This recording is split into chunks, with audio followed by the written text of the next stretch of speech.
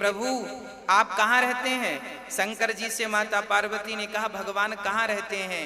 तब भगवान शिव ने माता पार्वती से कहा देवी भगवान सर्वत्र रहते हैं।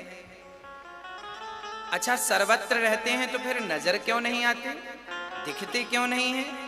तब माता पार्वती से शिव जी ने कहा देवी जैसे माचिस की डिबिया में, जैसे माचिस की डिब्बी में आग रहती है कि नहीं, हाँ या ना, रहती है।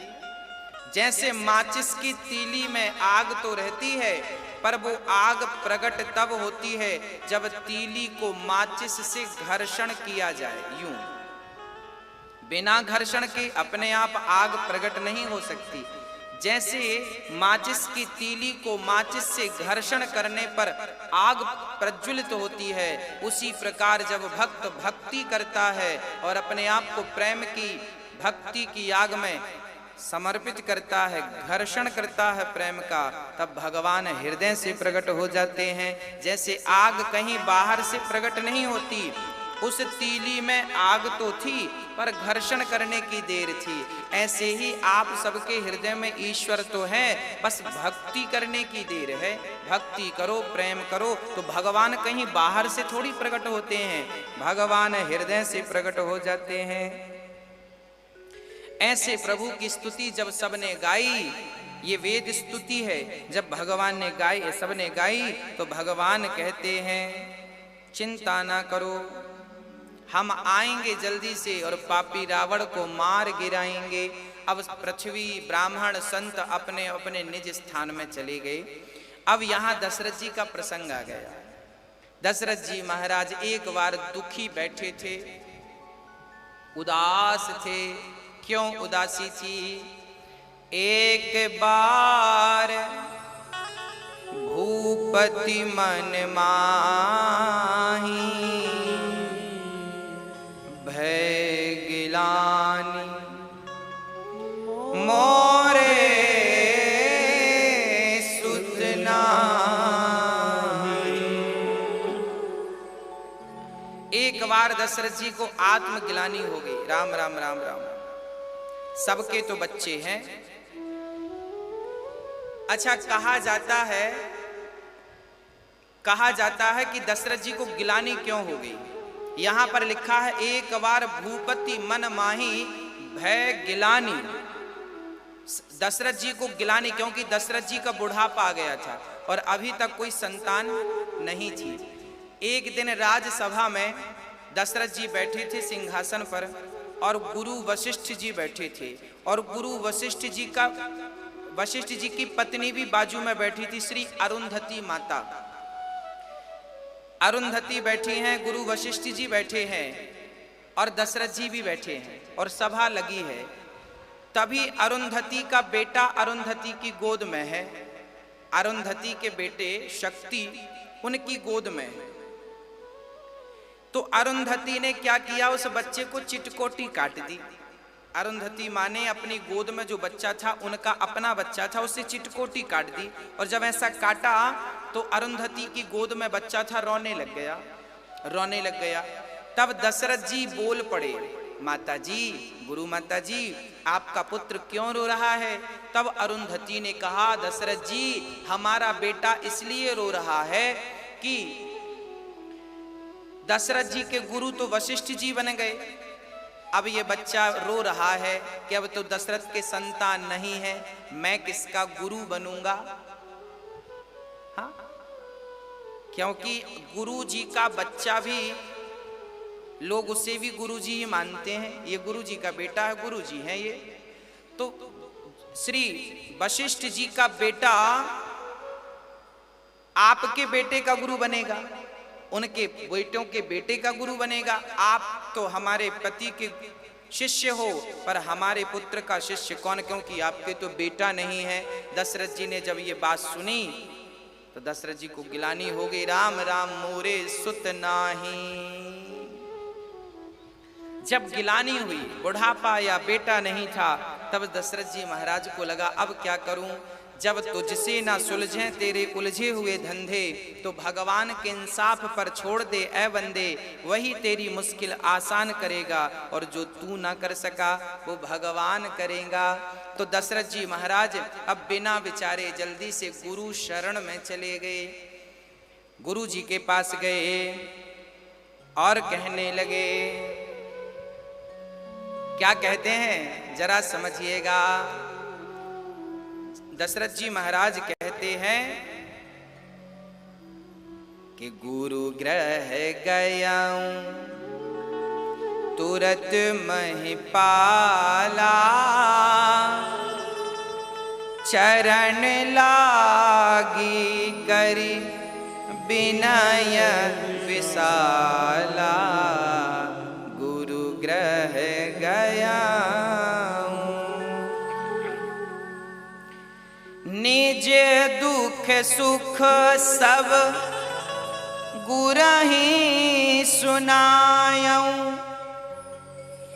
कहि वशिष्ठ बहु विधि समझायऊं, धरहूं धीर हुई है सुतचारी,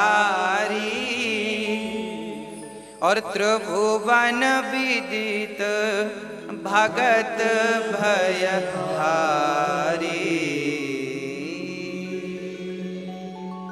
क्या कहा जरा समझिएगा। दशरथ जी गुरु वशिष्ठ जी के पास गए, चरण पकड़ के अपना दुख और सुख सुनाया। अच्छा, दुख तो समझ में आता है, गोस्वामी जी लिख रहे हैं दुख सुख दोनों सुनाया। भाई दुख तो था, बेटा नहीं था, ये तो दुख सुनाया। सुख क्या था? बोले सुख क्या था भाई आपका? तब दशरथ जी ने कहा, आप जैसे गुरु मिल गए हैं, यही मेरे जीवन का सबसे बड़ा सुख है। और दशरथ जी को कहा कि मुझे, दशरथ जी ने कहा मुझे चिंता करने की जरूरत नहीं है, बेटा नहीं हुआ कोई बात नहीं, आपकी कृपा है। तब गुरु वशिष्ठ जी ने कहा, चिंता ना करो, मैं एक यज्ञ करता हूँ, उस यज्ञ से बालक आपके 4 बच्चे उत्पन्न, धरहूं धीर हुई हैं सुत चारी, 4 बच्चे होंगे, आपके घर आनंद होगा। अब दशरथ जी आए थे रोते रोते, हंसते हंसते चले गए। जब सच्चे गुरु की शरण में आते हो ना, तो गुरु के पास रोता रोता आता है, और गुरु अपने ज्ञान से, अपनी भक्ति से आपको हंसा करके, संसार का सुख दे करके आप विदा कर देते हैं। ये गुरु की महिमा है। दशरथ जी गए। अब यज्ञ कौन कराएगा? अब यज्ञ वशिष्ठ जी करा नहीं सकते थे, पर यज्ञ करने वाले ब्राह्मणों को अरेंज कर सकते थे। यज्ञ कौन कराएगा? बोली श्रृंगी ऋषि वशिष्ठ बुलावा, पुत्र काम शुभ यज्ञ करावा, श्रृंगी ऋषि। ये श्रृंगी ऋषि कौन थे? कहा जाता है दशरथ जी की एक बेटी हुई थी सुमित्रा के गर्भ से। वो बेटी दशरथ जी के एक मित्र थे, नाम था रोमपाद। रोमपाद नाम के एक राजा थे जो दशरथ जी के बड़े घनिष्ठ मित्र थे। उन रोमपाद की कोई संतान नहीं थी, वो बहुत दुखी रहा करते थे। तो क्या हुआ, दशरथ जी ने उन्हें दुखी देखकर कहा, मित्र आप दुखी क्यों हैं? रोमपाद जी ने कहा कि महाराज मेरे कोई संतान नहीं है। उसी समय दशरथ जी के यहाँ एक कन्या ने जन्म लिया था सुमित्रा के गर्भ से, नाम रखा था शांता। शांता नाम की कन्या दशरथ जी ने अपने मित्र को दान कर दी। मित्र आप दुखी ना होइए, जो ना मित्र दुख हो ही दुखारी, तिनहि बिलोकत पातक भारी। दशरथ जी महाराज ने देखा कि मेरा मित्र दुखी है, मेरा मित्र दुखी ना रहे। मित्र रोमपाद को हृदय से लगाया और अपनी बेटी दान कर दी। लो मेरी बेटी को अपनी मानना और सुखी रहना। अब वो रोमपाद दशरथ जी की बेटी शांता को लेकर गए। वो उनके राज्य में जब बेटी सयानी हो गई, शांता जब 16-18 साल की हो गई, तो अचानक रोमपाद के नगर में, रोमपाद के देश में बारिश नहीं हो रही थी। किसी कारणवश बारिश नहीं हुई, सब पानी गिरता आजू बाजू में, सारे राजाओं के राज्य में, पर रोमपाद के नगर में पानी नहीं गिरता। कहा जाता है कि ब्राह्मणों ने श्राप देकर के कह दिया कि यहाँ पानी नहीं गिरेगा, सूखा पड़ जाएगा। तब रोमपाद ने अपने गुरु से पूछा, गुरु जी मैं क्या करूं कि पानी गिर जाए? तब कहा कि यदि श्रृंगी ऋषि तुम्हारे घर आ जाएं और तुम्हारे घर बैठकर भोजन कर लें तो तुम्हारे घर पानी, तुम्हारे नगर में पानी गिरेगा। अच्छा, ये श्रृंगी ऋषि कौन थे? श्रृंगी ऋषि के पिता जल में खड़े होकर के तप कर रहे थे। श्रृंगी ऋषि के पिता जल में खड़े होकर तप कर रहे थे।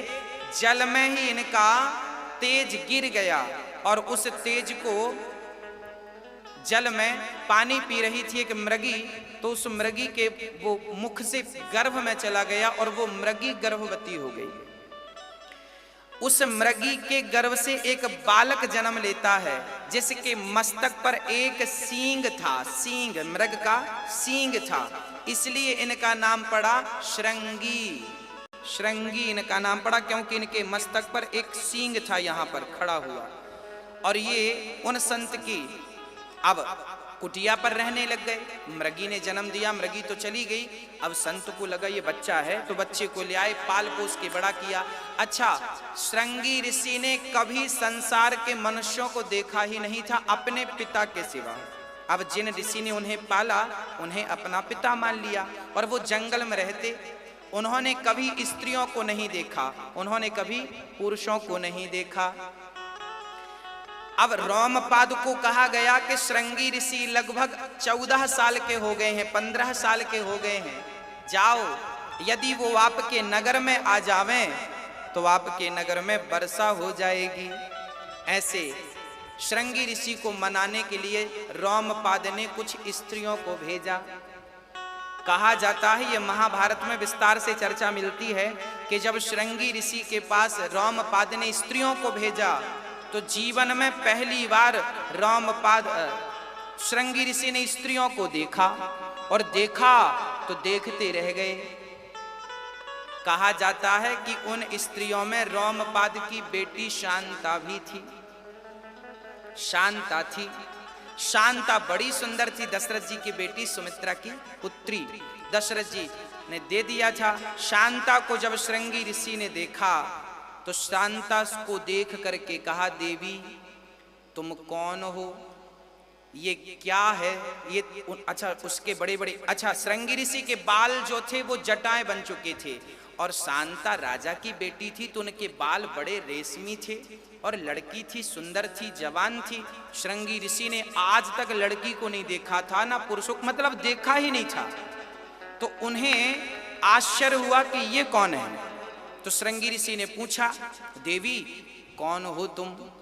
उन्होंने कहा, मैं शांता हूं। श्रृंगी ऋषि ने बालों में हाथ रख दिया, ये क्या है तुम्हारी, ये क्या है?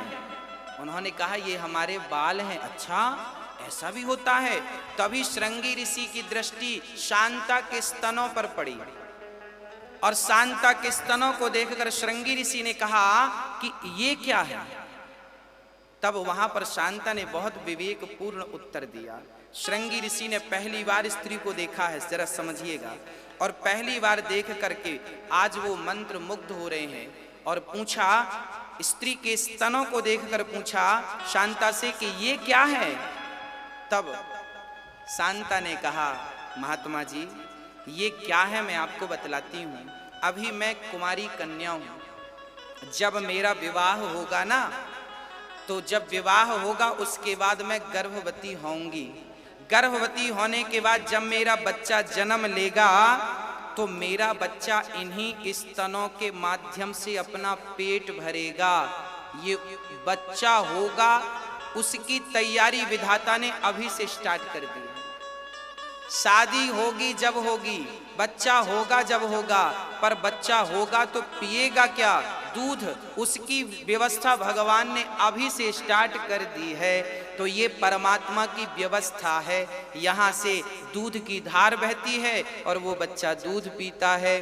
अब तो श्रृंगी ऋषि भगवान को धन्यवाद देने लगे, वाह विधाता तेरी सृष्टि बड़ी निराली है। अभी शादी नहीं हुई और शादी के बाद बच्चा भी अभी कहाँ होगा, और बाद में होगा जब होगा, और तैयारियां अभी से स्टार्ट। लोग कहते हैं भगवान है, इसका सबूत दो। अरे यही तो सबूत है कि तुम्हारा जन्म होगा जब होगा, पर तुम्हारे जन्म की तैयारियां परमात्मा ने पहले से कर रखी हैं। ये तैयारी ही ईश्वर के होने का प्रमाण है। श्रृंगी ऋषि शांता से बात करने लगे। बात करने में उन्हें बड़ा अच्छा लगा। शांता ने अपने पास बिठाया और शांता ने बढ़िया उन्हें क्या खिलाया जानते हैं? हलवा खिलाया। वो हमेशा जंगल के कंदमूल फल खाते थे, हलवा खिलाया। हलवा खिलाया